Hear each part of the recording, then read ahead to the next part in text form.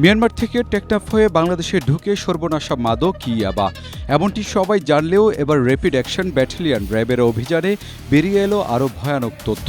মাদক কারবারিরা প্রশাসনের চোখ ফাঁকি দিয়ে বাংলাদেশেই তৈরি করছিল ইয়াবা।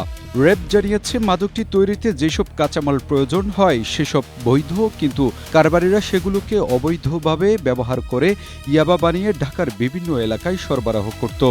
ঢাকার কাছেই তৈরি হচ্ছে ইয়াবা এমন তথ্য পেয়ে সেখানে অভিযান চালায় র্যাব। অভিযানে 1968টি ইয়াবা উদ্ধার করা হয়েছে।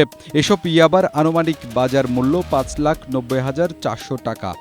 এছাড়া ইয়াবা তৈরিতে ব্যবহৃত বিভিন্ন ধরনের পাউডার, সরঞ্জাম, 5টি মোবাইল ফোন এবং স্ট্রবেরি সুপার ডটেড ও ক্লাসিক ভ্যারিয়েন্ট সেন্সেশন জাগুক শিহরণ একটি ডিজিটাল ওজন মাপার যন্ত্র জব্দ করা হয়েছে।